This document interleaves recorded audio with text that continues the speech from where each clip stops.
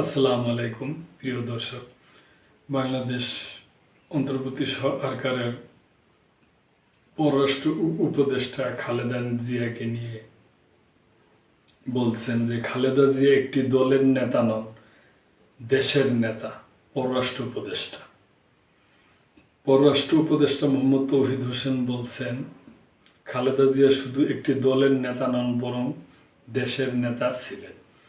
মঙ্গলবার রাজধানীর একটি হোটেলে এনআরবি গ্লোবাল কনভেনশনে প্রধান অতিথির বক্তব্যে তিনি একথা বলেন। পররাষ্ট্র উপদেষ্টা বলেন, সাবেক প্রধানমন্ত্রী বেগম খালেদা জিয়া শুধু একটি রাজনৈতিক দলের নেতা ছিলেন না, তিনি দেশের নেতা ছিলেন। গণতন্ত্র রক্ষায় তিনি আজীবন সংগ্রাম করে গেছেন।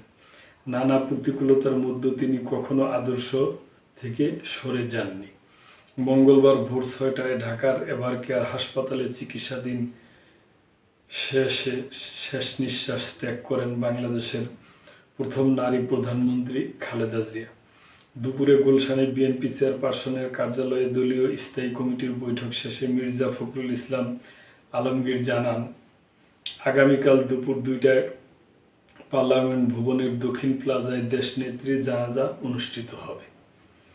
এতে ইমামতি করবেন জাতীয় মসজিদ বাইতুল মোকাররমের খতিব মুফতি আব্দুল মালিক। পরে রাষ্ট্রীয় মর্যাদায় শহীদ প্রেসিডেন্ট জিয়াউর রহমানের পাশে বিকেল 3:30টায় তাকে দাফন করা হবে।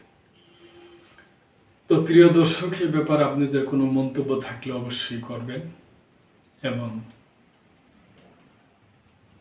আমাদের পাশেই থাকবেন। আল্লাহ হাফেজ।